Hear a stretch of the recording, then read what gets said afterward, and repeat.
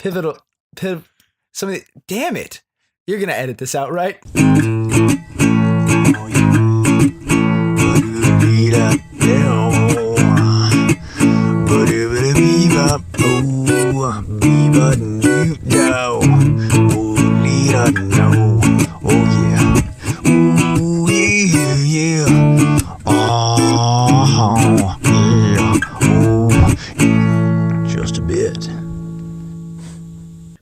It is Monday, December 11th, and you are listening to Just a Bit Gaming Podcast. I'm your host, Ryan Chumpy Crash Reynolds, and this is my lovely counterpart, Adrian Bertazoid Townsend. Whoop. And Santa Claus is coming. To town. Oh, okay.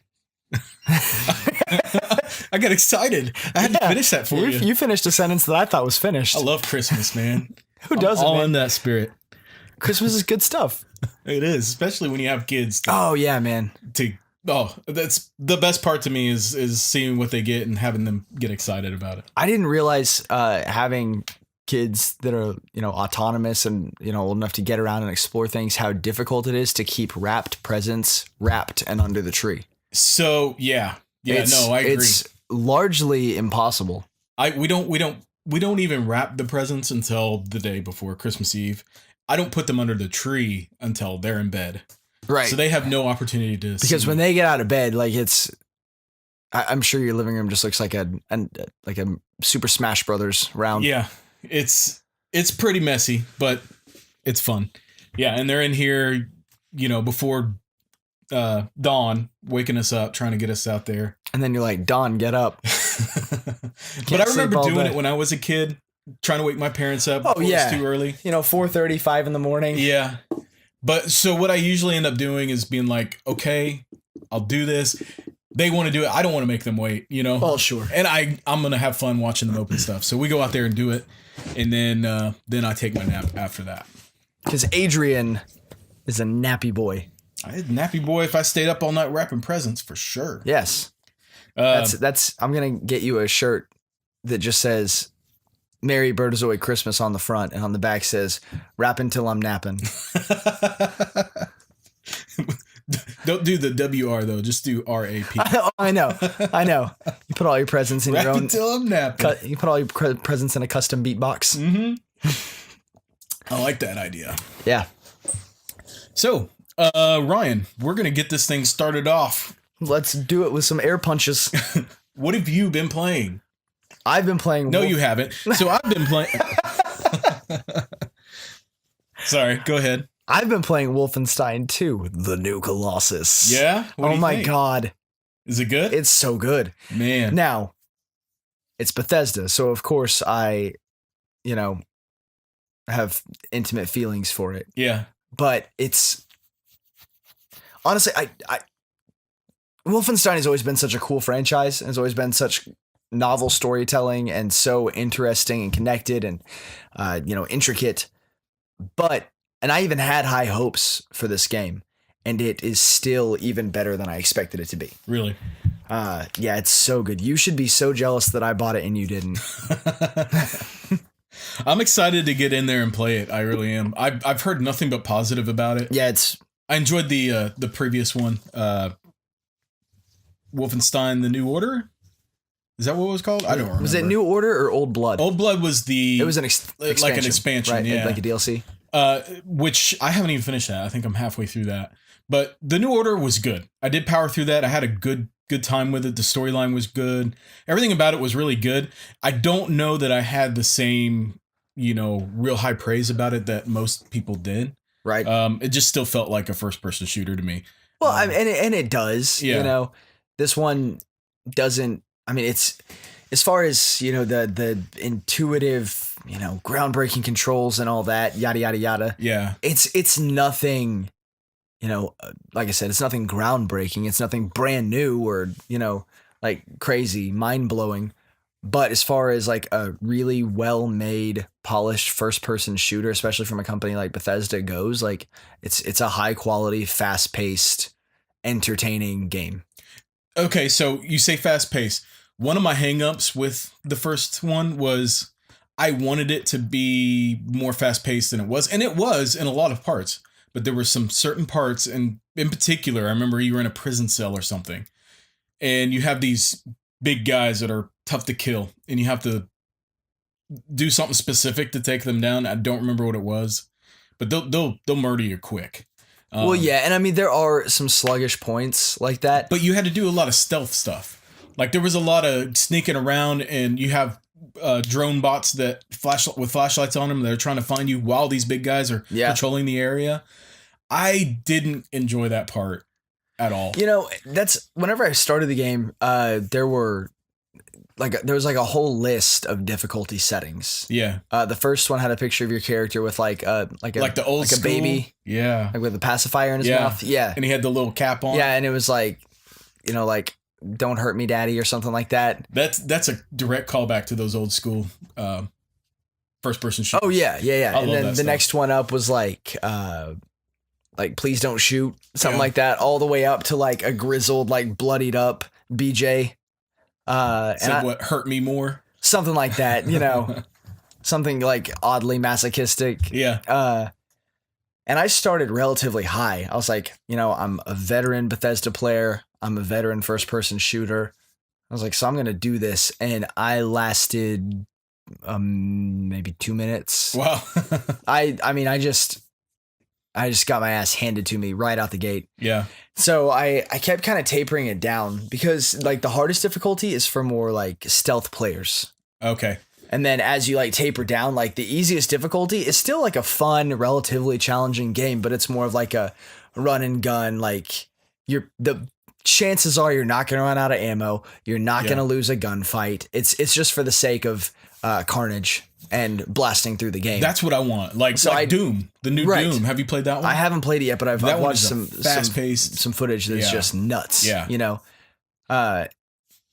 So I ended up tapering my difficulty down until it got to, I mean, it's laughably easy. Yeah.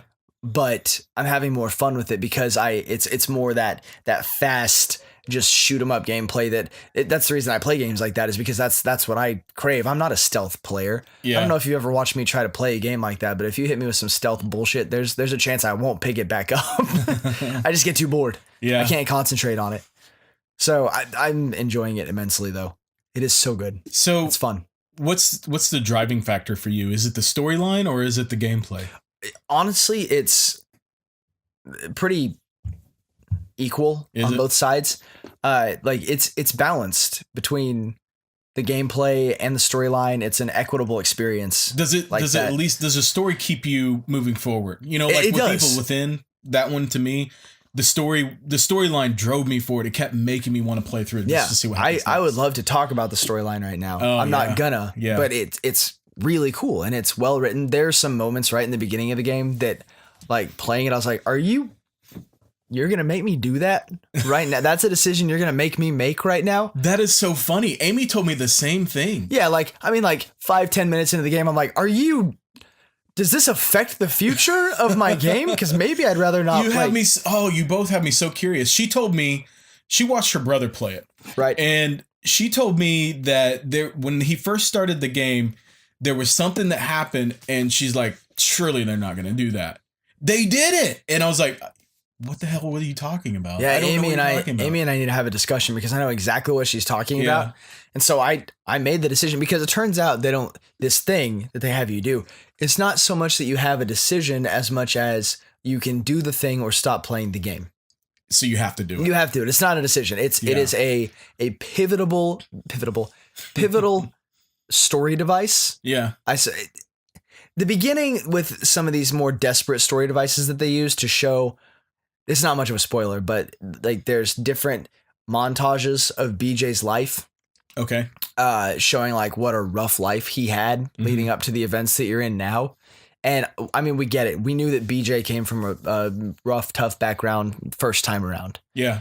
And to like show up and do it again, like a little recap of it would be like, all right, fucking cool. Yeah, I got this. But what they're doing is they're putting you at the helm of some of these pivotal. Why can't I say that word? Pivotal. That is a hard one to say. I've never had issue with it. Pivotal.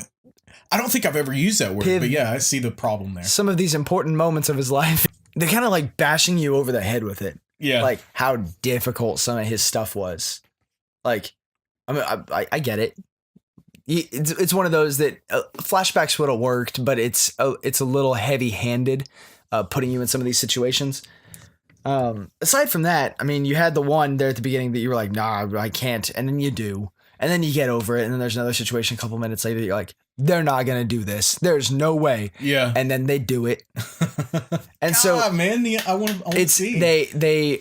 But also, you know, I say that they keep beating you over the head with it and it seems a little heavy handed. At the same rate, they set a standard early on in the game that it's like, nothing's off limits, asshole. Yeah. You better buckle in. Yeah. You're going for a ride. Yes, exactly.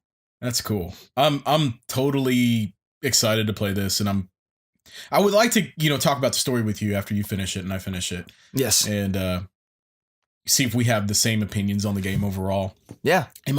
This will be something we come back to in the future. Yeah. More or less. Not much of a spoiler, but the beginning, I almost quit. Really? Because I had like the tutorial, I almost quit. Because I got so frustrated with the controls. Okay. Because you're in a wheelchair. And so you're steering your wheelchair with one hand and shooting with the other. Oh man! So he kept running. And so into the it was wall. like I'd be like trying to shoot at someone, but then like kind of strafe a little because of the fact that I'm, you know, your character is BJ is doing the wheelchair with one hand. That got very frustrating. I died a lot during the tutorial. Wow. Okay. And so that's the first time I turned it down. I was like, I'll turn it back up once I get out of this. Once I'm not in a damn wheelchair anymore, Yeah. And I can control myself. I never turned it back up. I've been having too much fun on the baby difficulty. If you're okay with, you know, you're making it through the story and experiencing the gameplay, and you're not wanting to throw your controller, that's okay. Yeah. I'm okay with lower settings. Absolutely. It mitigates the experience. I'm having a better time on a lower setting than I would be if I was like, yeah, I'm going to challenge myself. I'm going to do this. I would have quit by now. How many hours do you think you're into it? I think I've probably spent 6 to 9 hours on it. Okay. Do you feel like you're getting close to the end? I'm progressing. Yeah, in a big way. I'm not sure how many hours the campaign is supposed to be. Right. I haven't looked that up. I'm sure I should probably be close to done or done by now. But yeah. I keep going back and I've gone back and replayed several missions several times because there's different ways to do the missions. Mm-hmm. And I'm curious about how different methods yield different results. So I've gone back and replayed several missions just for the sake of curiosity. Yeah. Well, interesting. Well, that's good to hear. I'm excited to get into that game as well, and glad to hear that you're enjoying it. I'm having a really good time. Anything else you've been? Started Destiny 2. Oh yeah. The cheaters version of Destiny 2. PlayStation was doing the free trial through New Year's. Okay. And you can level up to like a level 7, I think. Yeah. So I played a few hours on the campaign there and did a couple live matches. It's fun. It's Destiny again. Yeah, you know? it's exactly Destiny again. I mean, it like we've talked about it before, and it is fun, and it looks great, and it's got the same charm of the first Destiny, and that's why there's a second one. Yeah, and that's why there'll be a third one. But it is what it is. It's pretty cut and dry, pretty straightforward. I thoroughly enjoyed it. The storyline was a vast improvement over the first one. And I was about to say, I like the storyline way more in this one than the first one. It is much more engaging. Yeah. Did you like it enough to purchase it, or is that just? I'm going to purchase it. Are you? But it's a little further down on my list when it gets a little cheaper. Because I've got a few games like I got to finish Breath of the Wild. I got to finish Wolfenstein. And then I've got to get Skyrim on Switch. Yeah. I still haven't done it. Well, yeah. I bought School. That was the thing. I paid for this semester instead of buying anything. You're adulting. Frivolous. Yeah, I'm doing that garbage. Yeah, I hear you. Well, sorry, had to take a drink of this beer here. It's pretty good stuff. Taste it. Well, I guess on that note, anything else, or I'm gonna take over and let you know what I've been playing. Nothing consequential. What about you? All right, so I finished Weevil Within 2. Weevil Within 2. Oh man, I love that game. It is so good. It is so good. I powered through it after we got done talking about it the last podcast. I brought the PlayStation into my room because my wife would not let me play it in the living room. That game is pretty graphic and gory, It's and spooky. the monsters are creepy. I mean, Yeah. super creepy. The noises they make, everything about them are just really, really creepy. And we were having issues, or I was having issues with kids sneaking into the hallway trying to watch what I was playing, and Amy wasn't having it. So I had to move the PlayStation in my bedroom to finish it off. And dude, I thoroughly enjoyed that game. Yeah. It was so good. It was much better than I anticipated, to say the least. The storyline was really, really good, clear up until the end. The gameplay never really got stale. There's a lot. It's funny, we were talking about stealth mechanics in Wolfenstein. There's a lot of stealth in this game, but it works well. It works really well because it's in third person. I think third person stealth games work better than first person stealth games. Yeah, I mean, you get more of a sense of environmental. Yeah, you can see where you issues. are. Yeah, like other stealth games that I've played in first person view didn't really quite do it for me. Like Wolfenstein, for instance. Also, there was a game, I can't remember the name of it, and there was a lot of stealth elements in it, and it was a first person game. And I couldn't get into that game, and I'm drawing a blank as to the name of it. It was a PlayStation 3 and Xbox 360 game. Started with a D. Shoot, I don't remember, man. Was it a? You said it was a first person shooter? Oh, it almost came to me. Yeah, it's a first person shooter. Now I'm gonna have to look it up. Dishonored.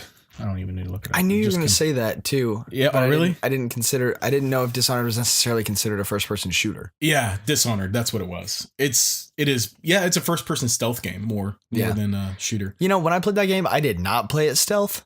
Oh, really? And whenever I finished it, like my ending cutscene, they're like, "Yeah, you're a monster. Look at all these bodies you piled up. The city's peaceful now, but at what cost?" So a lot of people really love that game, and I was a big fan. Really? I really want to play Dishonored too. I couldn't get into it at all, and the stealth is what killed it for me. Like I said, I didn't play it stealth though. Same with Wolfenstein. Maybe I need to reapproach it then. Run and gun. Just be a fucking monster. I might as well. The Dishonored 2 was interesting to me, and I really wanted to jump back in and see, well, maybe it just didn't strike me at the right time in, my gaming career, if you want to call it right. That.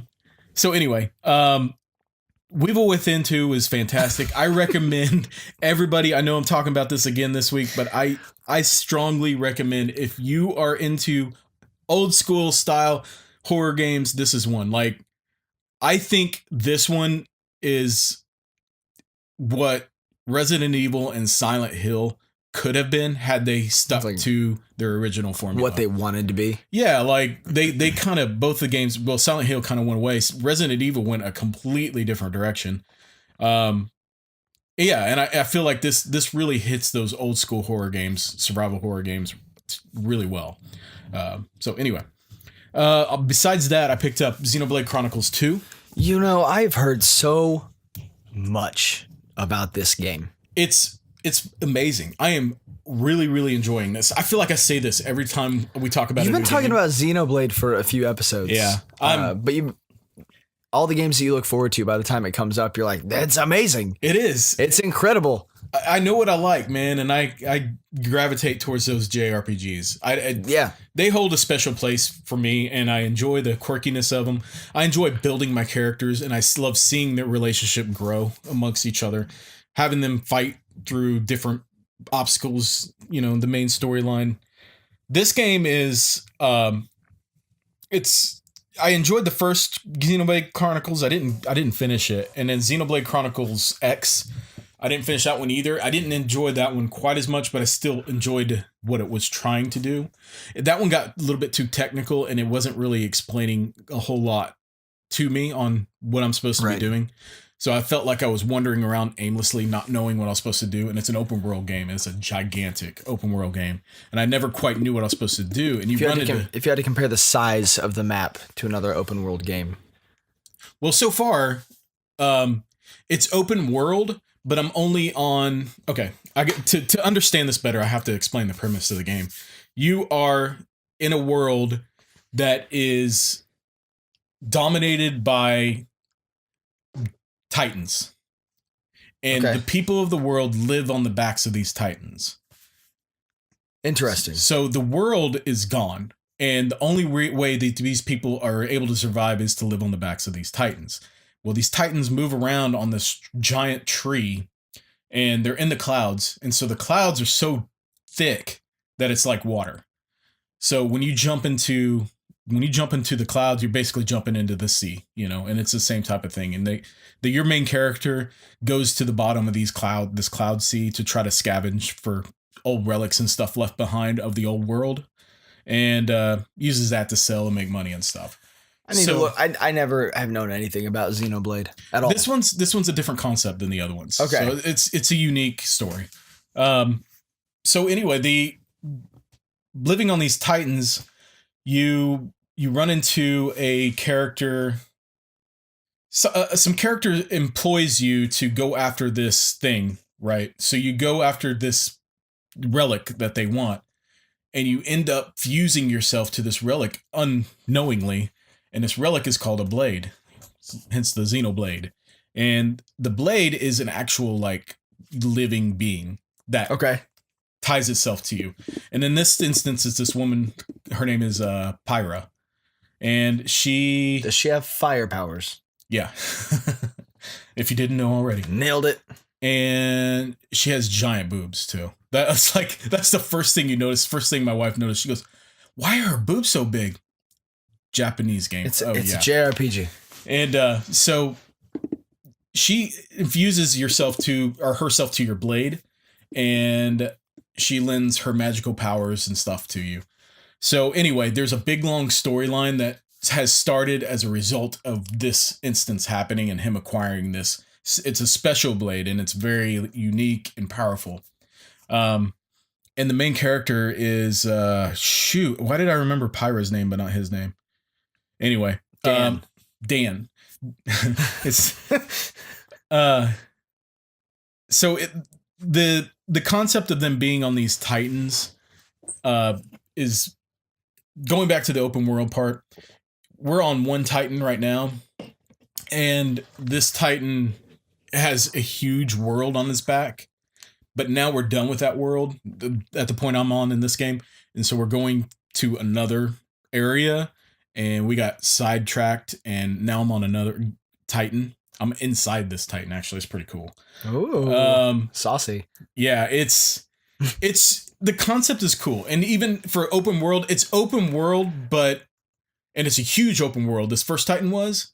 So that was only one titan. So I'm curious to see what all the rest of them look like and what kind of elemental or environmental and that's stuff cool. they implement. But the game is a ton of fun. It's very heavily story driven.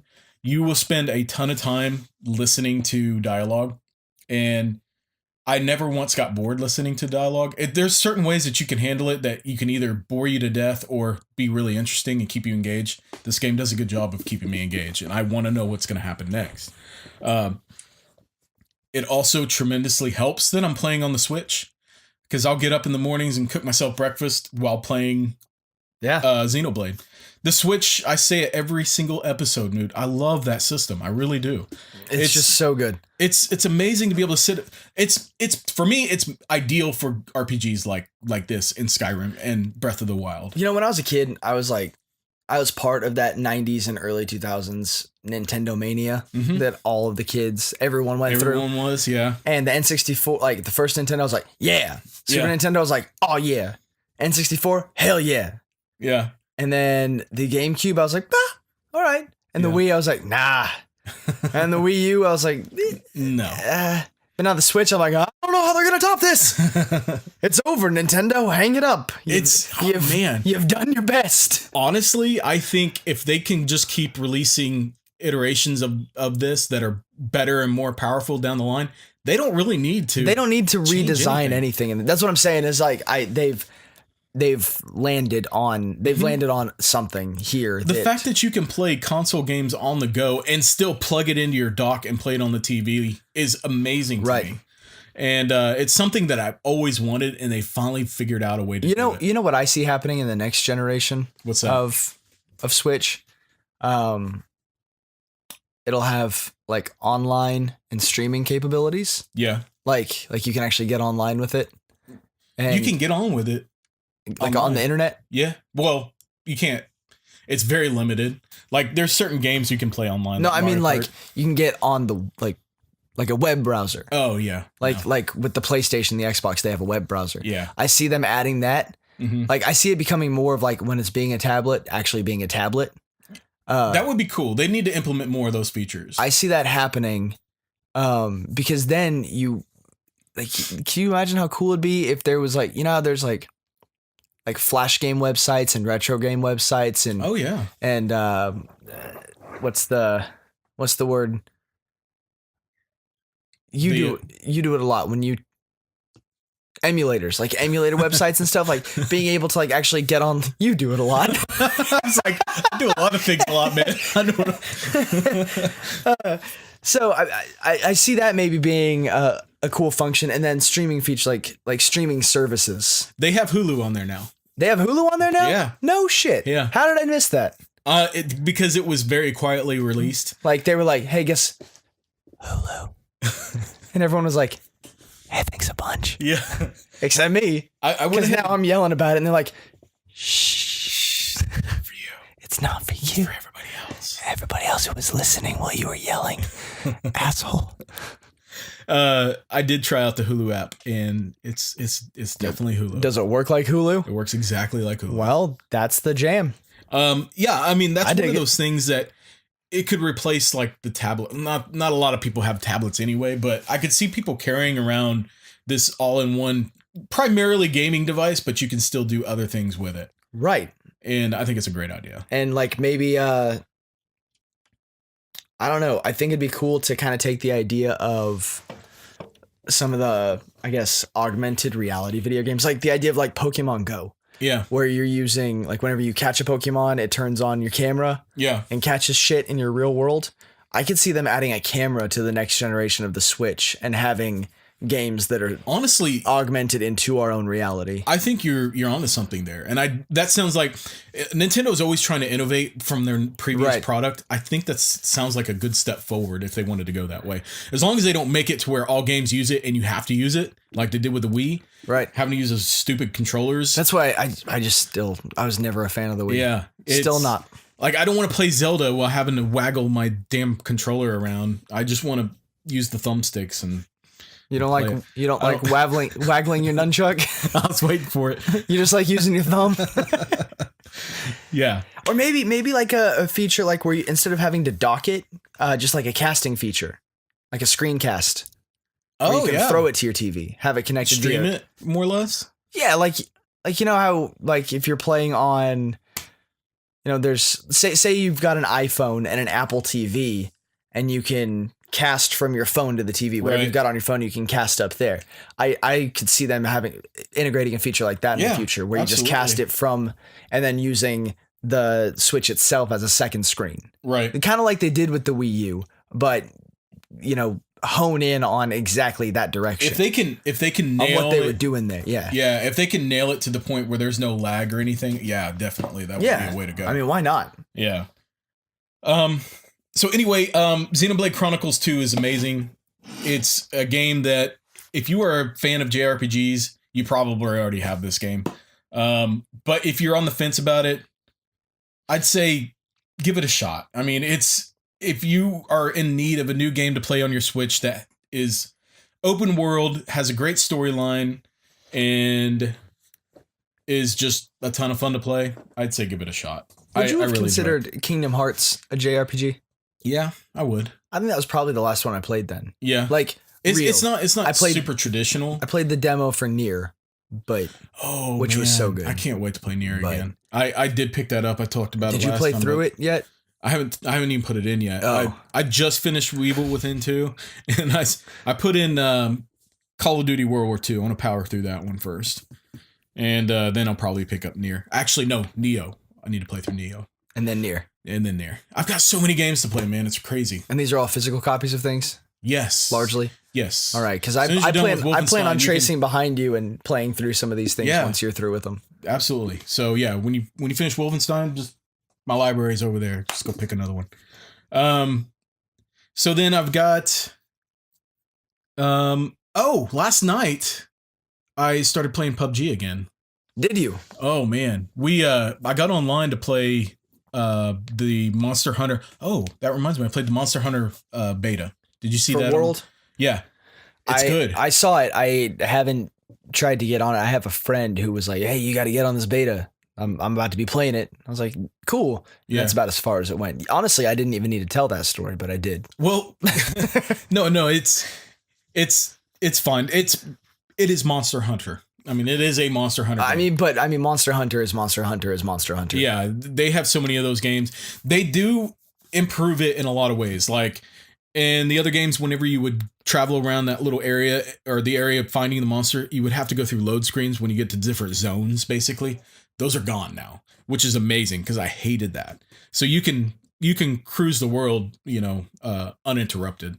And then fighting the monsters in that game is super cool. The graphics are really nice. And these monsters are huge. They're ferocious. Right. There was one monster that I fought, and while we were fighting this monster, another monster came up and started attacking that same monster. So they're fighting each other while we're trying to shoot them and take them down. Oh my gosh, man. It was exciting. Sounds like the state fair. It was. Yeah. But I got on there with two of my friends, and we took out the beginner boss, then we took out the intermediate boss, and then we were working on the hard boss. We got it close, but we didn't get to take it out. Then my internet quit on me again. So by the time I got back on, we were done. But dude, I think that's a pre-order for me. You honestly, think so? as long as I can have these two friends of mine or whoever people play with me, that's a fun game to play cooperative. Right. It's not as fun by myself. And my previous experience with the Monster Hunter games have been just playing them by myself. Sure. And they didn't do it for me. But playing with other people is so exciting. We had so much fun. We were talking, laughing, strategizing, everything, it was the most fun we had playing a game like that since like the Dark Souls and Bloodborne series. Those are the same guys I play those games with too. Right. But on top of that, when we got finished playing that, we decided to jump over onto the PC and play PUBG. So my brother joined us. As soon as you got on, you were like, you know what, guys? It's not as good as Fortnite. Well, here's what happened. Actually, I was. We started to play Fortnite. We got on Fortnite on the PS4, and we could not get 3 people in a room to save our lives. It just was not happening.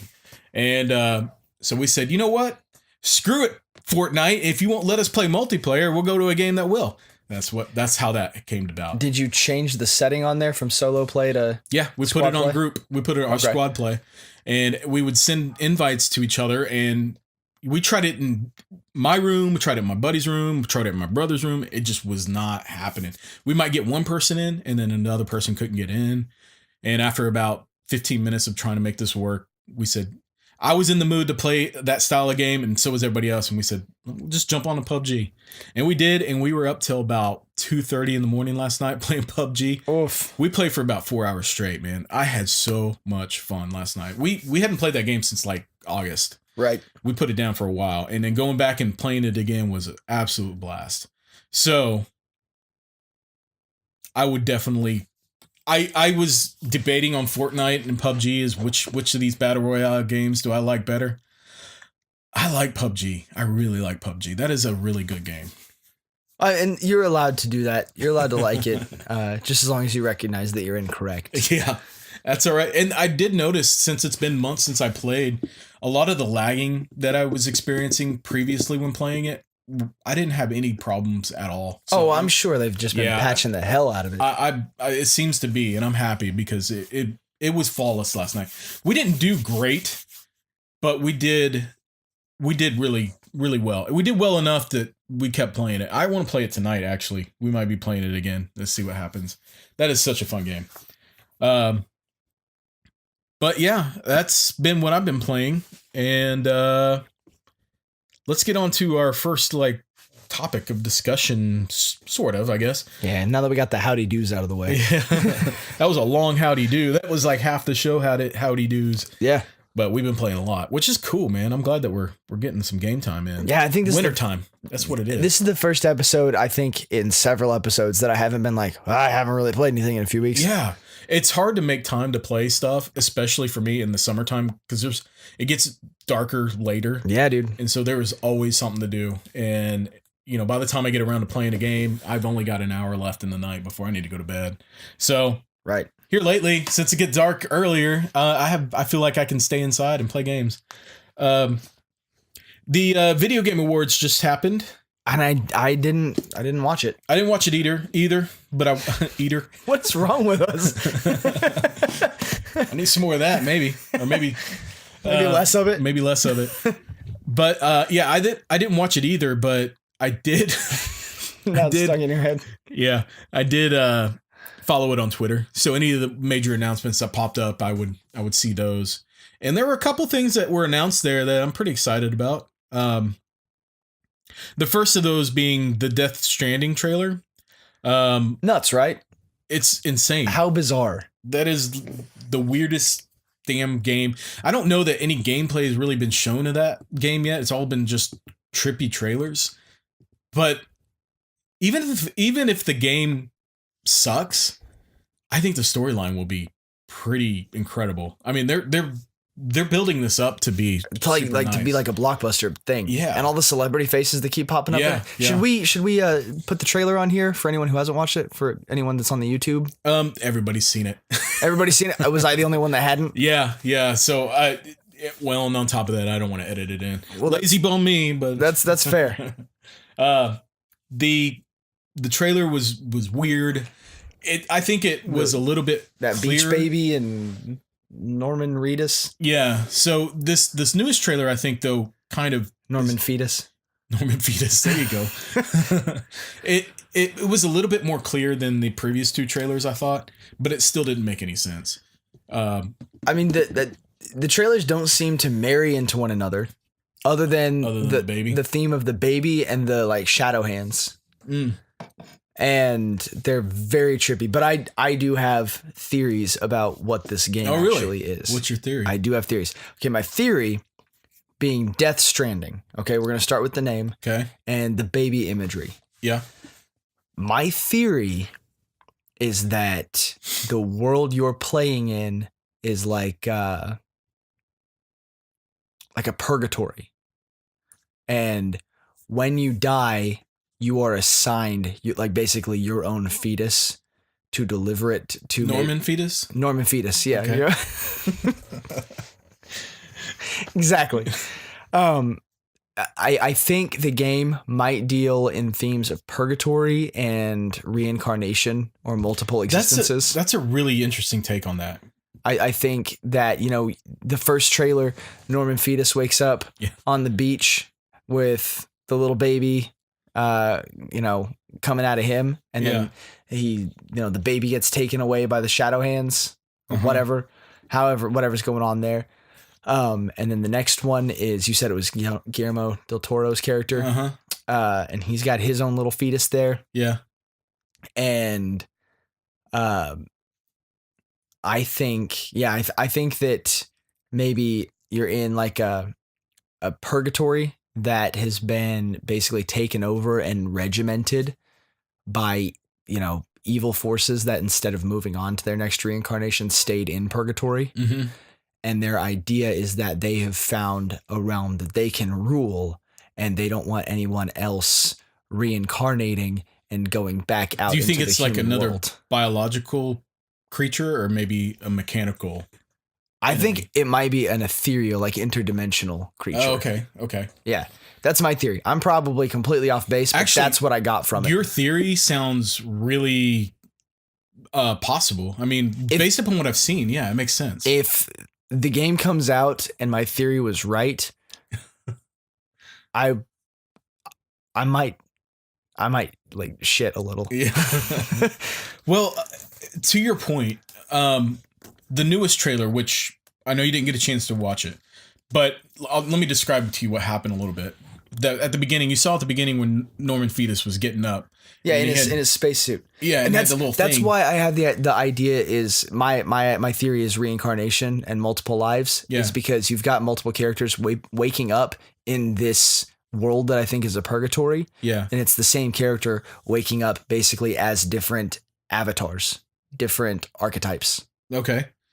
There was you saw the two guys. One of them was obviously trapped under something, and the one guy was trying to help him out, right? Right. So while he's trying to help him out, the evil forces comes up, and you can see it from the little mechanical thing he has above his shoulder. And then also Norman Fetus is telling him, don't move, don't talk, don't breathe. Right. He's Norman Fetus to me from now on, by the way. I love that. So he's sitting there telling him, he said, don't move. Well, one of the guys like sneezes or something. And so they get caught. And these monsters, by the way, they're invisible and they're walking and you can see their footprints coming. But it's handprints though. Handprints, right. Yeah. And so they're walking over there, and then when the one guy moves, then he starts turning into an old man. Like his face starts wrinkling up and his hair starts turning gray. I didn't catch that. So I think that also lends to your theory though. And, you know, their bodies are growing older and they can be grown old super fast. So they have these little babies or fetuses that they have to keep safe because they're going to be their reincarnated selves. And maybe that's why they're cuddling them and holding them. Yeah. They're nurturing them. Yeah. And maybe this is a trippy footnote to a possible alteration to my theory is that the invisible force with the handprints might not be evil. Huh. It might be like the perpetuating force of the reincarnation. You know, like the karmic being, as it were. Mm-hmm. And the reason that they're trying to avoid it might be that they have died in the real world on purpose to try to go into this purgatory and free it from this. You're getting deep, man. I overthink everything. I would be curious to see that, though. I'm curious to see. And like I said, it'll probably show up and it'll be like, you know, knowing how Kojima does his games, right? It's usually like you could see like from the outside, it looks really complicated and, you know, complex. But when things start wrapping up, they have a tendency to be a little bit more easier than that. Put a little bow on it. Yeah, I say that, but those Metal Gear Solid games were pretty damn complicated, right? Storyline wise. But I mean, this guy's turning old, and then the thing comes down and it kills him or takes him, and then takes the other guy that's with him. Then Norman Fetus falls down and wakes up, and he's underwater. He's deep underwater. He's still got this baby with him, and they have it in a little container. I guess it's a protective container, right?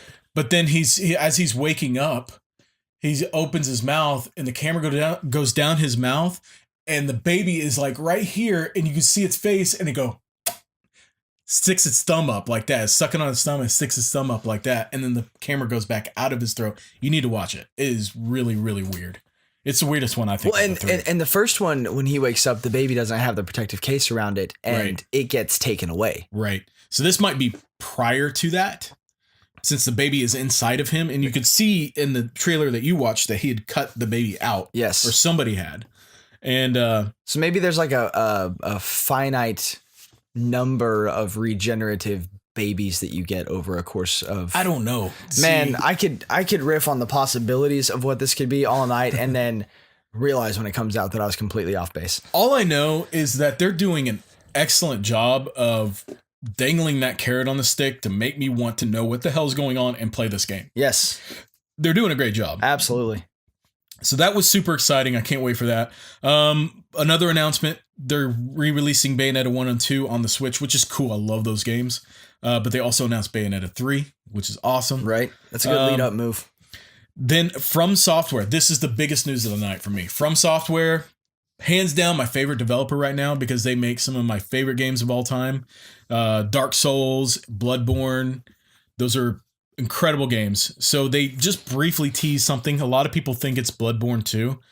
I don't know. There wasn't enough evidence there to support that, but it was still exciting to know that they're releasing something new that isn't an Armored Core game, because I'm not a big fan of their Armored Core series. My guess is that it is maybe a Souls style game set in a Japanese backdrop, like an ancient ancient Japanese backdrop, because the picture that they showed looked like a bone and it had flesh or something on it, and that was kind of just moving, and it was weird looking, and it looked like it could have been a weapon from Bloodborne. And that's why people think it's Bloodborne. But I saw a lot of like Japanese writing and stuff on it, or Chinese. I don't know. I'm not real familiar with the characters, but maybe it was just runes or something. Yeah, but if it's a game that's set, if it's in the same gameplay style with a different setting, I am totally fine with that, and I'm super excited for it, no matter what it is.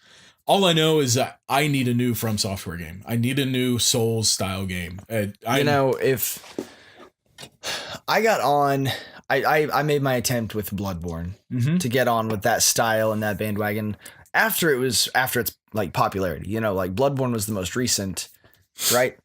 No, or Dark Souls 3. So I don't know if they're gonna come out with another one. I might try to revisit that idea, even though I've vehemently sworn it off. I'll tell you though, those games are made infinitely better when you play with friends. You've told me that, and actually, I work with a guy. Shout out Todd. If you ever get your phone in order and figure out how to listen to this show, you got your chat out. You got to get your shout out. This is your little Easter egg. He's gonna have to listen to 16 episodes to find it. Yeah. Yep. There you go. He'll get there. There you go, bud. He plays, and he was like, "Yeah, I love this game, but I gotta find people to play it with because my buddies, they don't have time to play it. The guys I've been playing with." And I was like, "Well, I told him how much I hated Bloodborne, and he's like, "That's stupid. Did you play it with people?" And I was like, "No." And he's like, "Well, then of course you hated it. You need to play it with people." Yeah. So they're perfectly fine by themselves, and I still love the games. Like I played through the entirety of the first game, Demon Souls, primarily by myself. I did play with a friend of mine. Actually, no, I take the back. We played a good portion of it by ourselves or together, and then he stopped playing it, and I finished it by myself. Right. And I still love it, and I think I got kind of lucky in that I know not only one but two people who love those games. Sorry. I know two people who love those games, so I have people to play with when it comes to, and it's made infinitely better with friends. It really is. All right. It is a perfect cooperative game to me. So yeah, new From Software game. Yes. Another thing that was announced I thought would make you happy. I'm not too interested in it, but Soul Calibur 6. Man, it looks like Soul Calibur with a new haircut. Yeah. It looks beautiful and shiny and fluid and gorgeous and like everything it needs to be. I enjoyed you as he was watching it, he told me that he was getting goosebumps. He was naming off the two characters that were fighting, who I recognize them. I don't know their names though, so I could see the fanboyism in you. Yeah. It looks fun. That is terribly exciting for me. I wonder who the special character is going to be. That would be my question as well. Have they done it with every game or just a few? Every single one really has had a special. Maybe the first one didn't. I don't remember. The first one was Soul Blade, and then Soul Calibur. Yeah, Soul Calibur on the Dreamcast did not have any. Okay, once Soul Calibur 2 hit, you had system exclusive unlockables. I remember that. I had to buy the GameCube version for one reason alone. Who was the GameCube? Oh, you don't remember? I don't remember. Zelda or Link. It was Link? Yeah. I don't even remember. Well, I never played the GameCube version. I played it on PlayStation. I had to buy that game as soon as so you could have Link. So I could play as Link. I've never played a game. Oh, you know what? I do remember now. Yeah. Yes. So it's because the PlayStation version was the guy from Tekken. Tekken. What's his name? Someone's yelling at us right now. Yeah, I don't remember his name either, but I know him. I know who he is, and his name is like on the tip of my tongue. But I keep wanting to say Mitsurugi because we just watched that trailer with Mitsurugi. No, it's not that. Heihachi? Yes. Heihachi. Yes. Good job. Thanks, man. I was also a big Tekken fan. Who was on the Xbox version? That one was also really exciting. Do you remember? Snake? Nope. No. Spawn. It was Spawn. Yeah. It was Spawn. I said it before you did. See, I never played any version but the PlayStation version, though. Okay. I didn't have an Xbox at the time. I didn't have a GameCube. So I didn't play either of those versions, but I did play the GameCube version because I had to try out Link. How was Link on there? Link is good, man. He's really fun to play as. I don't think I've ever even watched gameplay footage of Link or Spawn on that game. Yeah, I've seen enough of it. Spawn, I think, has his chain. Was he more of like a Titan style fighter? Yeah, he was a bigger one. Like Astaroth? Yeah, I would say so. Yeah. I haven't played it either, but as far as what I could tell by looking at it, gameplay footage. So then, who were some other ones then? I know Yoda was one and Darth Vader. Yoda was on Xbox 360. Yeah. Darth Vader was on PS3. And that was Soul Calibur, what, 3? That was 3. So then what was 4? Were there any special characters in that? So I don't remember. Actually, anymore. that was Soul Calibur 4.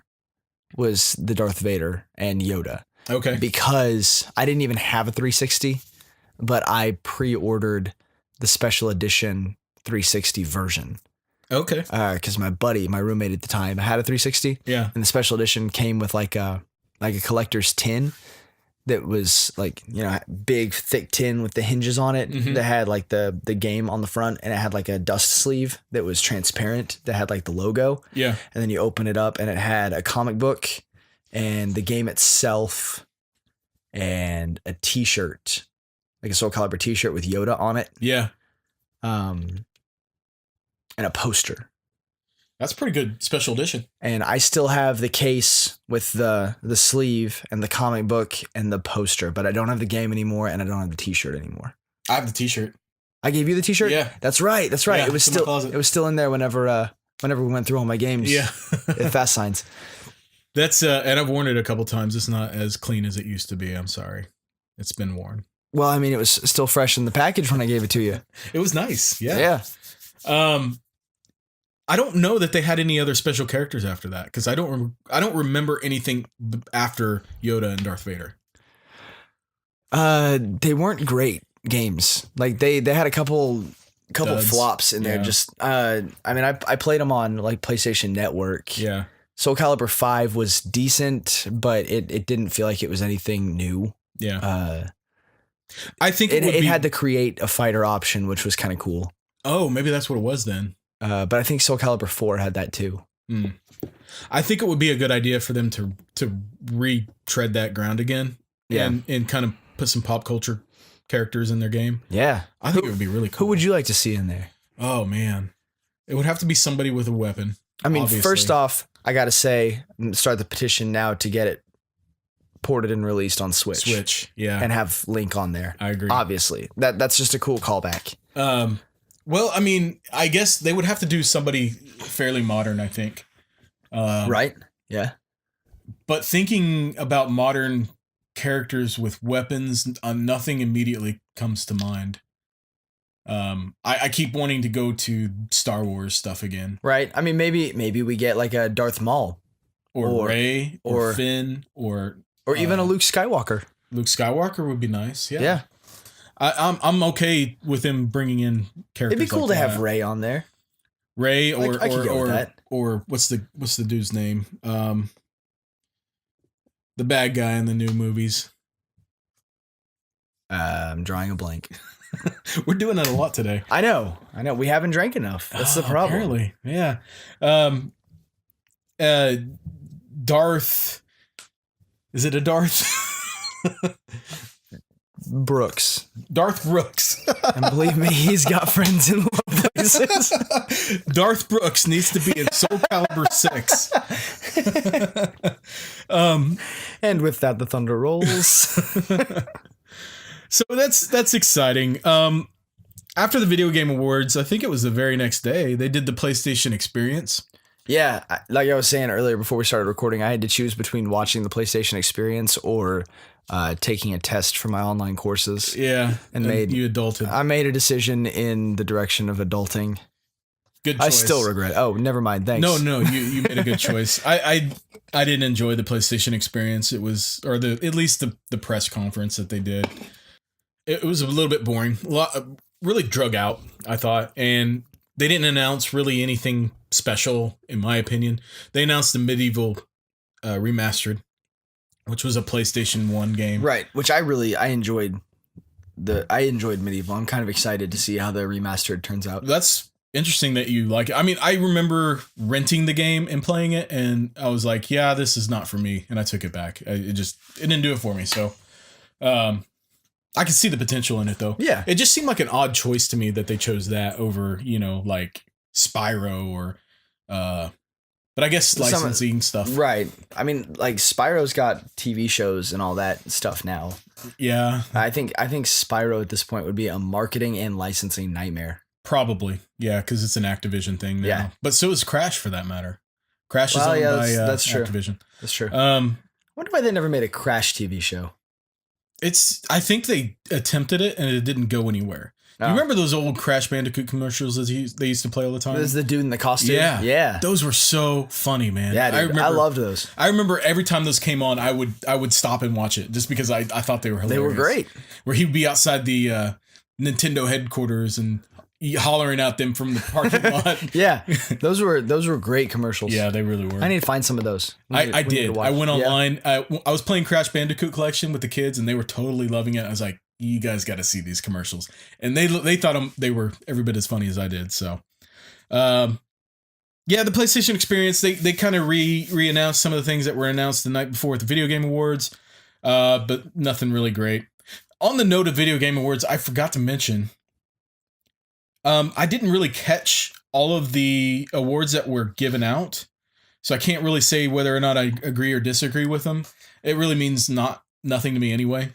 But I do agree with their Game of the Year award, which was Zelda Breath of the Wild. Well, I mean, they didn't need a press conference for that. No, I mean everybody knew. Everybody knew It was going to happen. It'll be the Game of the Year next year too. And that reminds me, or not reminds me, but that's going to take us into this next segment here.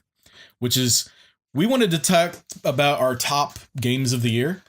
Yes. And you want to start? Spoiler, I already told you what my number one pick is. So I think you already told everybody what both of our number one pick is because it's obvious. Yeah, that game is incredible. If you've played it, that's your pick for Game of the Year. Yeah. I would defy anyone to surprise me and say that it wasn't their pick for Game of the Year. I do know people who played it and didn't enjoy it as much as I do, but at least those people still recognize why it's great. But okay. I mean, that game was incredible in so many ways. The fact that you could do whatever you want to do, like if you could think it up, you could probably do it. Yeah. That kind of open worldness really hasn't been done before, I don't think. And for that reason, and for the reason that I could not put that game down for like a solid month and was just totally into it. Yeah, it gets Game of the Year for me. Aloy. For Soul Calibur. Oh, yeah, good point. Yeah. With the bow? With the bow, and she's also got melee weapons. Sorry, that was left field of me, but it just crossed my mind. No, that's a really good choice. Yeah. I Aloy for Soul Calibur. Support that. That would have to be PlayStation only on that version. Yeah, well, that's what we've always done. We need an Xbox and a Nintendo character. Link for Nintendo. He's already been done. Well, of course, but they would obviously do him again. Obviously. He's the only one who carries a sword. Yes. Yeah. So then Xbox, what Xbox IPs do they have? Gears of War? They would probably have to do a Gears of War thing, I would imagine. Or Halo. Yeah. Yeah. They really don't have anything other than that. Not really. But anyway, sorry. We're gonna get into our top 10 list. Ryan, you want to start us off? Okay. Actually, let me give some rules here to how we've chosen these. Okay. These games are not necessarily games that we finished or games that came out in 2017. These are games that we played in 2017 that we really enjoyed for whatever reason. And, this list is completely our own. So, Ryan, go ahead. Okay, so Adrian did 10. I only did 6. I'm going to go ahead and say 7 because I did start Destiny 2, and I would call it probably the honorable mention. Okay. Because I had a pretty direct top 6. Okay. Destiny 2 I would throw in there as an honorable mention. I think that made your number 10 spot, right? It did, yeah. If I had, 3, or I would give Destiny number 7 because if I had 3 other games, we'd be able to span this out a bit more. But honorable mention, I'm starting with Destiny 2. Okay. I haven't played enough of it to have really like attached myself to it on a level that like it could really climb the ranks. But as far as enjoyable shooters go and just pure entertainment value, it's just a good game. Yeah. It's straightforward. It's fun. And so of course it's there. So that would be my honorable mention. What about you? You had that on number 10, and then your Destiny 2 is my number 10. But why don't you go through, since you mentioned your honorable mentions, let's go through your list. All right, so my number 6 compared to mine. You guys have heard me talk about it on here before. It is a mobile game, Bethesda Pinball. No shocker to anyone, I'm sure. No, I have people at work and like other people that I don't work with that listen to the show that come in and see me at work and stuff that specifically bring up Bethesda stuff because they know of my fanboy nature with Bethesda. There have been a few things in my life that I do get as attached to as Bethesda things. Do they have Wolfenstein on Bethesda Pinball? I don't know if they've added it. So they just have Doom. It's Doom, Skyrim, and Fallout. Yeah. Okay. I'm sure with all the hype, they've probably added Wolfenstein by now. Yeah, or if they haven't, they probably will. Maybe unlockable. I haven't been on in a few weeks, so we'll see. I will support Evil Within 2. If they did an Evil Within 2, oh yeah, that would be super cool to me. That would. So my number 5, I threw Fortnite on there. Now, spoiler alert. PUBG made Adrian's list because he's mostly a chump. Fortnite didn't make his list because he doesn't know enough about video Fortnite games pissed me off. to They didn't let me play with my friends. take my ball and go home. So my number 4 is Overwatch. I know that game came out in 2016. Yeah. I didn't start playing it until like this time last year. Right. So most of my Overwatch experience has been in 2017. And I've enjoyed the hell out of it. Yeah. Overwatch is good stuff. Overwatch is worthy of that list. I agree. Absolutely. I mean, like I said, it didn't have to come out in 2017. It's just what you played. As far as a modern first-person competitive shooter goes, it's the best. It does the thing. It does. It does. For the genre of shooter that it is at the top of its tier. It's one of the most. It's the most fun I've had with a first-person shooter in a long time. To that point, when it came out, I think the only one I had as much fun with that or since then was like Call of Duty or Halo 3. Right. I mean, it literally had been that long. Who do you play as? So I bounce around a lot, but I would say that my main go-to character is Lucio. Yeah. Yeah. I like healing. I like that Lucio can stay alive for a long time. And I think that's why I like him, because he has a constant regenerative ability. Oh, that's cool.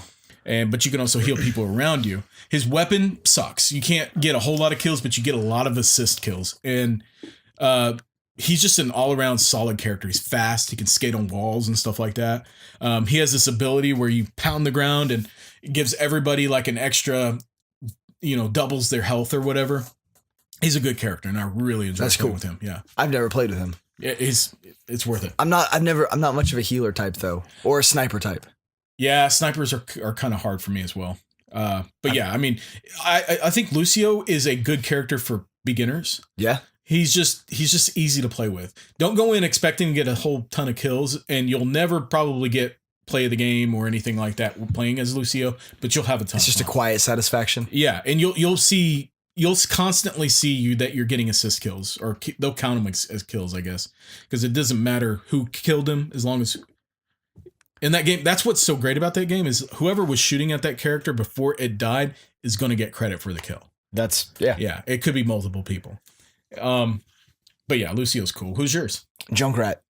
Oh yeah, Junkrat is a lot of. I don't think that's surprising. No, I like to watch things explode.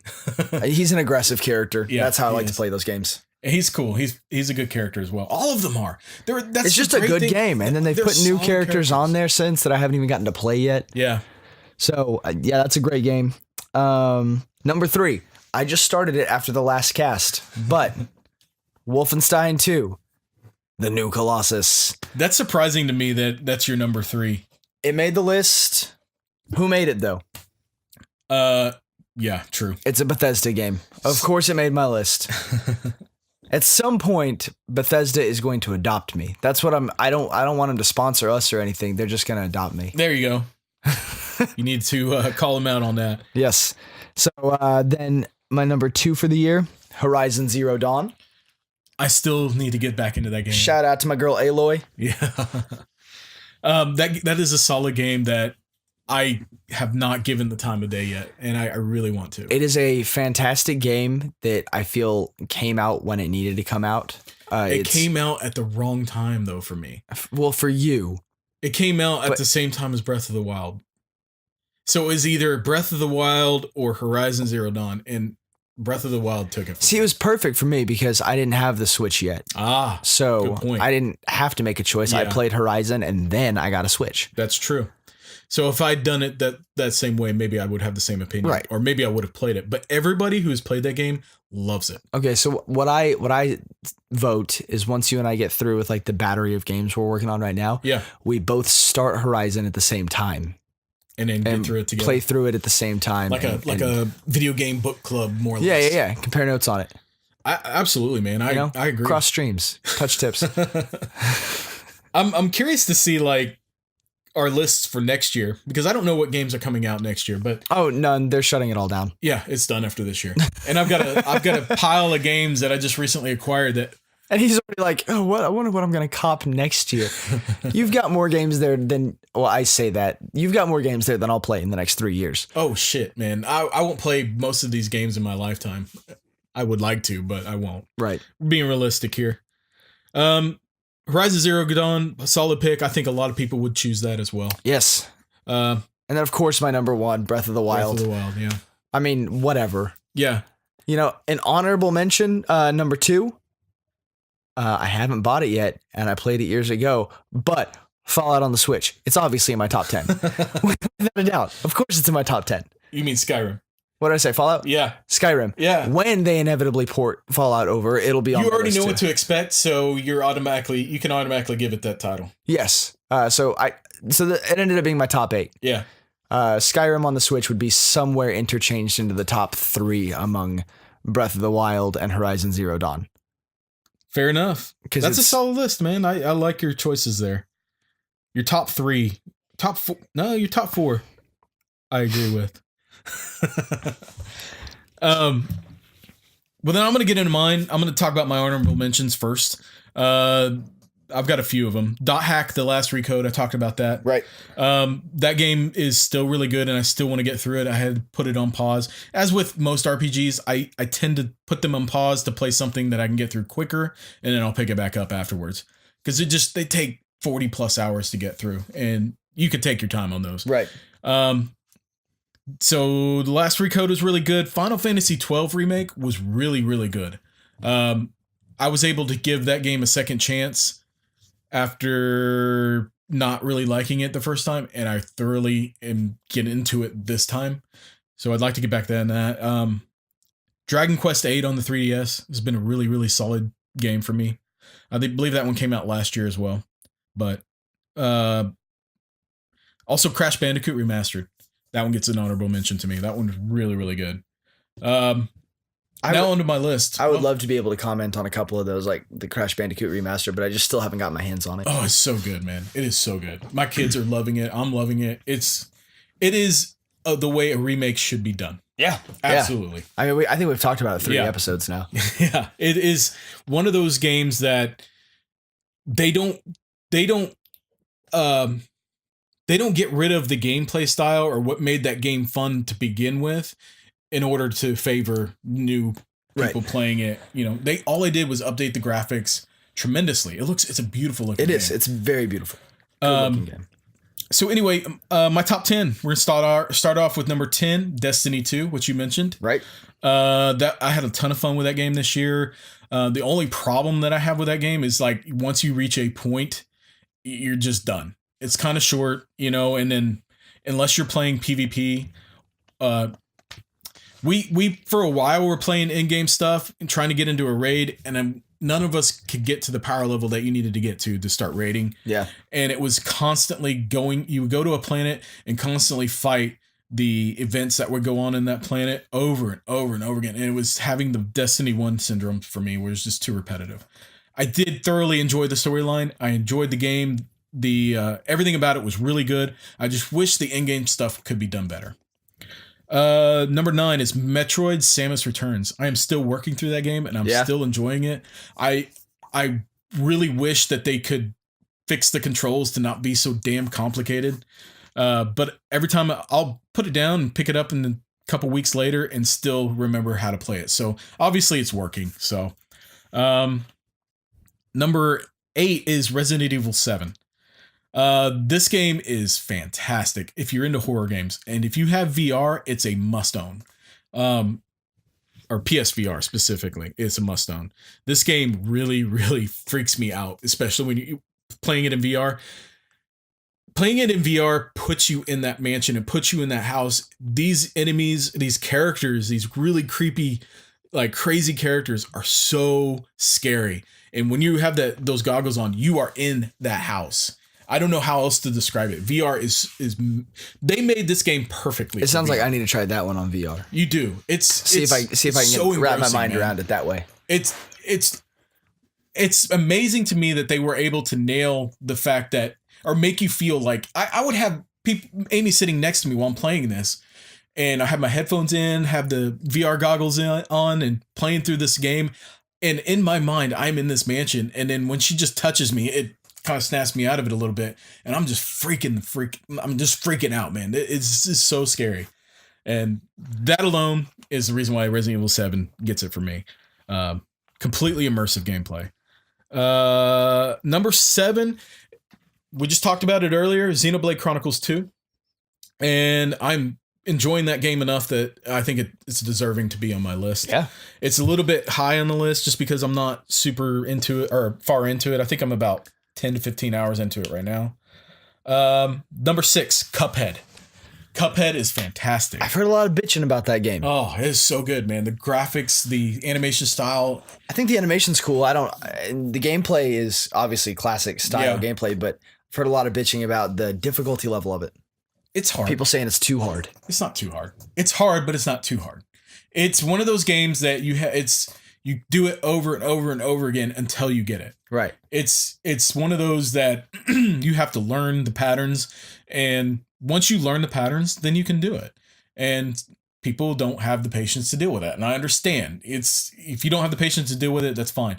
But these bosses and levels, they're not very long. So you can play it over and over again. And when you die, it puts you right back into the level. So the load times are not ridiculous or anything. So Cuphead is fantastic. And on top of that, I get to play it with my daughter. She loves it too. So it's a good family-centered game. Yeah, that's cool. Number 5. I haven't talked about this on the podcast, I don't think, but Persona 5. I think it came out right before we started doing the podcast. But I was totally into that game when it came out. So it came out in like April or May. Yeah. And the art style is really, really great. The characters are really great. That's the one thing about Persona games. They're really good at building characters. Right. And you grow to really love these characters. And Persona 5 is no different. It is equally as good. And you get to explore this world that they live in, and really kind of grow your affections for the other characters through different ways of playing the game. And it's a lot of fun. I haven't beat it yet. I had to set it aside to play something else. I don't remember what it was now, but if you are a fan of Persona games, there's absolutely no reason why you haven't played Persona 5 yet. So, number 4, The Evil Within 2. Weevil Within 2. Weevil Within 2 gets a high up spot for me. Like I said, you've been talking about it a lot. Enough. I'm telling you guys, if you have a chance to play that, I absolutely recommend it. It's a game that anybody can play, really. But don't play it around your kids if you have kids. Number 3, we already talked about it. PlayerUnknown's Battlegrounds. That game is so good. Fortnite. Huh? Said Diet Fortnite. Diet Fortnite. More like Diet. I mean, Get it? because it's Lay the less, egg. It's I'll stop demonizing your choices. one day when you have the chance to play it, you'll see what I mean. But until then, I love that game. And I don't know that I would have remembered to put this game on my list had I not played it again last night. Because not that I forgot about it, but I forgot how much fun I have playing that with my friends. Like, I didn't want to go to bed when I did. It's just like, I have to go to sleep. I have to. I was still wired, but my kids are going to wake me up early, and I know they are, and I have to get some sleep. So I had to stop. But we had so much fun with that. So PlayerUnknown's Battlegrounds gets the number 3 spot. Number 2, no surprise to anybody, Super Mario Odyssey. That game is fantastic. If you have a Switch, you have to have that. If you have a Switch, you have to have Mario Odyssey, and you have to have Breath of the Wild, which is my number 1, Breath of the Wild. Those 2 games are the best games to come out on a Nintendo system since like Galaxy. Well, and you see, you keep saying these things and then telling me, but your money would be better spent going ahead and buying Skyrim. Is it just for the achievement of finally having the re-release of Skyrim? Well, no, I say, okay, honestly, I think you would get through it quicker than you think. Yeah. And then, and then be back done on Skyrim. Yeah. Because it's a relatively short game. I think it's about a 10 to 15 hour game, unless you go back in and try to find all the moons. And, but the main storyline is quick, but the time spent with that storyline is so great. Like, everything about it, it's I can't speak highly enough. The worlds that you explore, the characters, everything is so like cute and fun, and the exploration is amazing. The controls are amazing. Like it's just everything works perfectly in that game. So yeah, it definitely gets the number 2 spot. And number 1, Breath of the Wild. We've said more than I could say about it.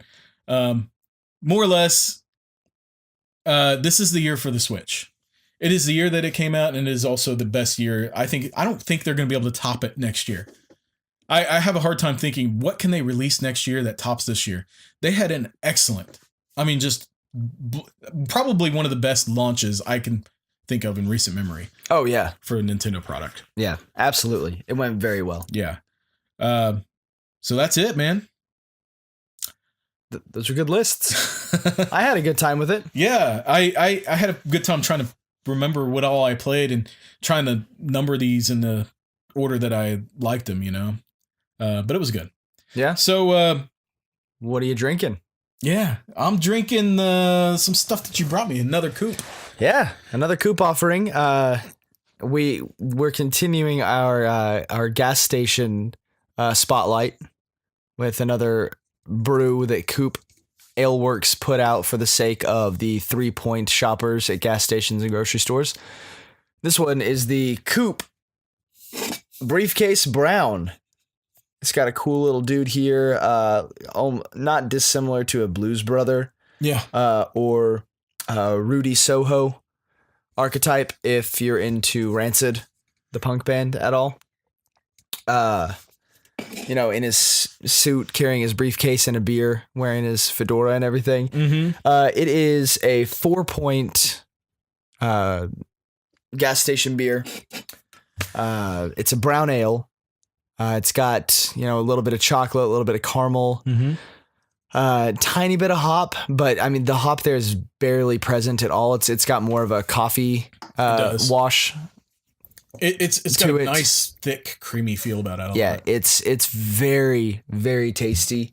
Part of that creaminess and that sweetness that is apparent in the body of it is actually from a locally sourced molasses. Oh, yeah? Yeah. That's interesting. It's got a little bit of hop, a little bit of malt in there, but one of the stronger notes in there is the presence of that molasses. Wow. Lending flavor and a little bit of smell, some color to it. It's a tasty beer. Wow. That's interesting to hear. For another 3-point beer, this is really, really good beer. Yeah, and actually this one's a 4-point. Oh, 4-point. Yeah. It doesn't to me, it doesn't taste like it's a lower percentage of alcohol beer. It still has that high. It's still got that body flavor. Yeah. See, it's got, the spare rib that we drank last week. Right. One of my favorite beers, even being a lower point beer. One of my favorites, but it still has. Once you drink a couple, well, actually, it doesn't really lend itself to tasting like a gas station beer. The spare rib doesn't. No. It's just a lot lighter bodied than this one. Right. Both great beers. I'd never even heard of this one or the other one. I guess I'm totally. I don't ever look in the gas stations at beers, so I completely missed our next episode. So we can just go ahead and close out the story arc with the Coop made low point beers. Yeah. We'll be drinking the Coop Negative Split. What kind of beer is that? It is, if I'm not wrong, I'll need to look, but I'm pretty sure it is a traditional, like Kolsch Pilsner style. Okay. Pretty simple. Yeah. I don't think it's a wheat. I drank it once a long time ago. Yeah. But we'll be trying it. Awesome. I'm excited. It's a lighter beer. It's got a really cool, logo and design on the front. Yeah. I'd like to know who the designer is. I feel like I've seen him before. But I can't remember who it was. I'm all into the local designer scene. So. Oh yeah. Yeah. They have an in-house designer. I met him once. I apologize if that guy ever listens to the show, but I do not remember your name. Okay. I didn't realize they had an in-house guy. I thought they were at least I think it was in-house. Okay. They had like a little studio office initially whenever I toured their facility years ago when they hadn't been open real long. They had an area with like all of the designs set up, and it seemed to be a designer's office, but there's a good chance I may be completely incorrect. Well, the dude does solid work. Oh yeah, absolutely. He does really great work. Or girl, there may be a lady involved. I think it's a guy. I'm pretty sure it's a guy. I'm pretty sure it is too. Yeah. Like I said, I think I've met the person that does it. But and I've seen his stuff on where was it? I believe I've seen his website before and saw that he did work for this. But yeah, dude does solid work. Absolutely. So as always, shout out Coop. That's right. I wonder if they're getting sick of shouted out yet, if they've even looked. I tag them in a lot of the episodes, let them know that we tried another beer. Sometimes they like it or retweet it. Maybe they need a marketing person. Since you talk enough about it, you could maybe push the beer for them. Just a Big Gaming podcast, not yet sponsored by Coop. They look directly into the camera for a second. That way, if they're not watching the video, they can still feel us. So, with that, I think I'm done, man. I'm tired of talking. I'm good to go as well, and I think it was a good time talking about this stuff. I'm trying to figure out how we're going to do our next episode. So yeah, so we talked about this before. Did you want to go or? Yeah, go ahead. Okay, we talked about this beforehand. Our next recording date is scheduled for Christmas Eve. Yeah. Or Christmas Day, depending on. It's not going to work. It's not going to happen. Yeah. And then the next available week after that is going to be New Year's. And I bartend. I work in a restaurant. So that's probably not feasible either. So you guys are either going to get your next episode a week early, or we're going to have to hold off a few weeks until we get our new episode. But the guarantee is, even if we don't get a new official episode up before the new year, we will get you guys something. That's right. Some sort of snippets, something to listen to, something to watch, something to mull over. We'll get something out to you. I was thinking about I have 2 kids that still haven't been interviewed yet, and they really want to. So I may put in a little mini show in there interviewing my 2 kids that haven't been interviewed. Yeah. They want to talk about their favorite games, and I promised them, and I just haven't done it yet. Well, that sounds cute. Yeah, so I'll probably fit that in. Maybe talk about what they got for Christmas. Ooh. They got a couple. They're going to be getting a couple video games for Christmas that they don't know about yet. Fat Big could talk at length about a game he refers to as Crash That Plane. Well, here's what you ought to do. Get your phone out and record an interview, send it to me, and we'll just make it a Christmas special. We downloaded War Thunder. Oh yeah, what's that? It's like a war game, like a battle game. Like you have air battles with like old World War II planes. Yeah. And ground battles with tanks. It sounds like a perfect little boy game. And yeah, we put it on there's like a flight simulator mode where you can test drive different planes and like free fly without being in battle.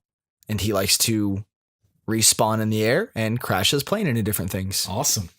Dude, that's perfect for him. What more could you ask for? No, it's perfect. Keeps him moving. Well, keeps him still actually for a few minutes at a time at least. Yeah. Well, cool. Then I think that sounds like a good done deal. Yeah, that sounds like something fun to do. And we'll see you guys again in the new year. Yep. Where can they find us? They can find us on Twitter at JABGcast. Damn it. I really hoped that you were just going to throw out like oh no, YouTube. Also on YouTube at JABGcast or Just a Bit Gaming Podcast. Yes, you got to search it out in completion for YouTube. Instagram. SoundCloud. I don't even know if I want to keep pushing Instagram. I haven't posted anything there for a while. I'd like to. Actually, I am going to. I will start. We just need to get better at it. We're getting lazy, man. We've gotten lazy. Well, Twitter, we update the Twitter pretty regularly. Twitter, I'm on Twitter all the time anyway, so it's fine. But yeah, Facebook, I will post. I still post show notes and stuff there, and if I have any interaction on Facebook, I will definitely discuss things there. But yeah, you can find us on Facebook at JABGcast as well. Yes. If you want to reach out to either of us personally on Twitter, I am at Chumpy Crash and at Birdazoid. And we look forward to talking to you guys next. Thanks for listening, guys. We'll see you next time. Merry Christmas.